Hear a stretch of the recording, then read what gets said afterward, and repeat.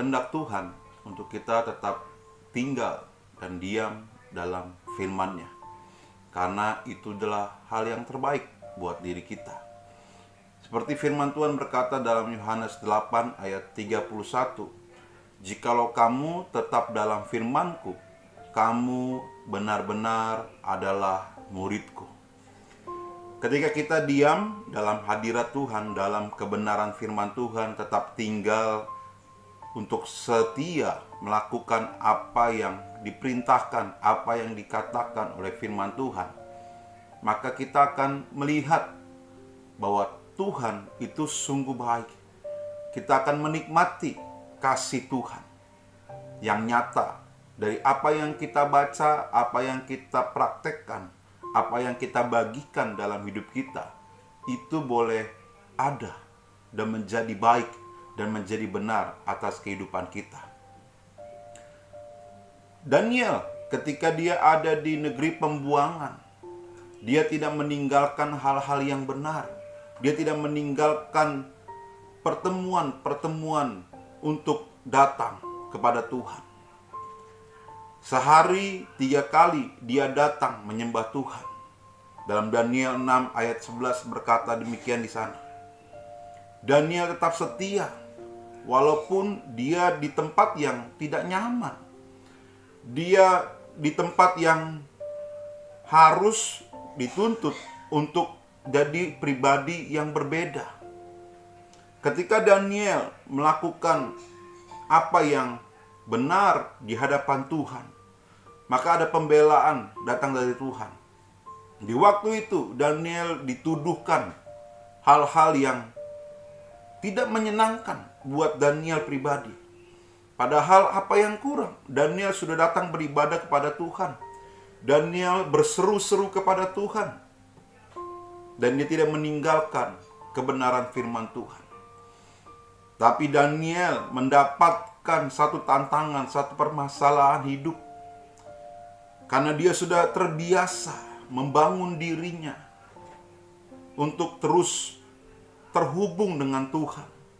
Untuk terus berkomunikasi, membangun rohnya semakin dekat, semakin mengenal Tuhan yang dia sembah.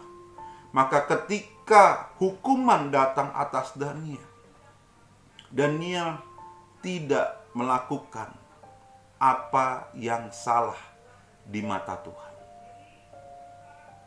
Daniel dengan tenang karena dia tahu Tuhan yang dia sembah mempunyai hal-hal yang melampaui akal pikiran.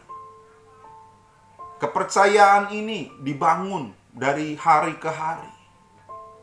Lalu pada waktu itu Daniel dilemparkan ke goa singa. Goa yang penuh dengan singa yang lapar. Ketika dilempar, yang terjadi adalah Roh Tuhan mengatupkan mulut daripada singa. Sehingga Daniel tetap ada di sana, tidak tergores sedikit pun. Sungguh luar biasa apabila kita dengan sehari-hari terbiasa membangun hubungan kita dengan Tuhan, tetap tinggal dalam kebenaran firman Tuhan, maka kita akan tetap kuat di masa yang sukar hari-hari ini. Setiap orang yang percaya kepada Tuhan akan menikmati penyertaan Tuhan. Dan saya mau sampaikan ada 4 hal. Apa manfaat kita tetap tinggal dalam kebenaran firman Tuhan? Apa manfaatnya kita terbiasa membangun mezbah, berdoa, membaca Alkitab setiap hari? Yang pertama adalah kedewasaan rohani. Ketika kita membangun diri kita di atas kebenaran firman Tuhan, setiap hari kita memaksakan diri kita untuk datang kepada Tuhan, untuk baca Alkitab, berdoa, menaikkan pujian penyembahan kepada Tuhan, maka roh kita semakin dewasa, roh kita semakin kuat. Berbicara tentang kedewasaan, ini berbicara tentang sifat, berbicara tentang karakter. Bagaimana kita lagi bukan sebagai anak-anak yang ketika masalah datang kita bersungut-sungut. Tapi kedewasaan rohani menjadikan kita jadi pribadi yang kuat. Jadi pribadi yang tetap bisa berkata bahwa Tuhan Yesus baik.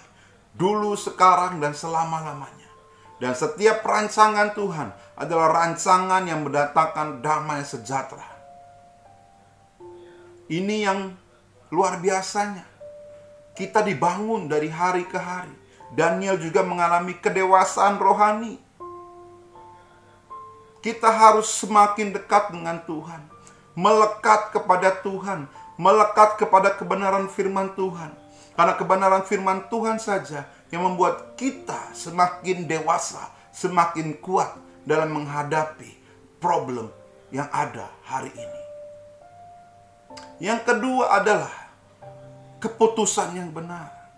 Ketika kita tetap tinggal dalam kebenaran firman Tuhan, ketika kita dekat dengan Tuhan, kita berharap kepada Tuhan, membangun hubungan dengan Tuhan, komunikasi melalui doa-doa kita kepada Tuhan, maka kita akan dimampukan, diberikan hikmat untuk menyelesaikan, menemukan setiap problem yang ada, solusinya.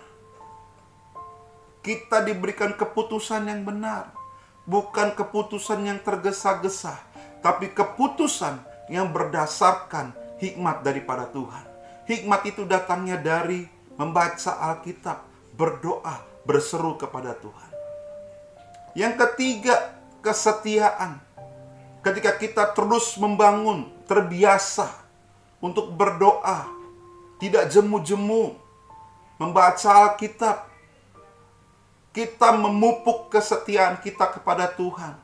Dan ketika kita membaca Alkitab hari demi hari, terbiasa, disiplin, kita akan mendengar lewat mulut kita ketika kita membaca bahwa Tuhan itu Tuhan yang setia, Tuhan yang peduli, Tuhan yang menggenapi setiap janji-janjinya. Dia tidak pernah lalai sedikit pun. Dan ketika kita membaca itu, kita juga setia kepada Tuhan. Tantangan boleh ada, tapi kita tetap setia kepada Tuhan, menanti-nantikan Tuhan. Yang terakhir, kekuatan. Ketika kita terbiasa membangun hubungan kita dengan Tuhan, melekat kepada firman Tuhan, ada kekuatan yang baru yang Tuhan berikan. Ketika kita sudah merasa lemah, sudah merasa tidak sanggup lagi untuk melewati hari ini, tapi ketika kita membaca firman Tuhan, tetap tinggal dalam kebenaran firman Tuhan, Roh Kudus yang memberikan kekuatan kepada kita. Kekuatan itu datangnya dari Tuhan. Kekuatan itu datangnya dari ketika kita membaca firman Tuhan. Iman kita dibangkitkan. Iman kita dikuatkan. Iman kita semakin dimantapkan lagi. Kita bukan lagi anak-anak, tapi kita menjadi pribadi yang kuat. Pribadi yang tangguh. Jadi terbiasalah. Ayo, mulai hari ini, bangun hubunganmu dengan Tuhan.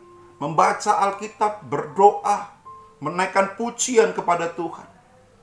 Maka kita akan memperoleh keempat hal ini. Dan kita akan sanggup melewati hari yang sulit. Dan kita bisa menjadi berkat melalui setiap kesaksian yang kita berikan. Penguatan-penguatan kepada orang lain.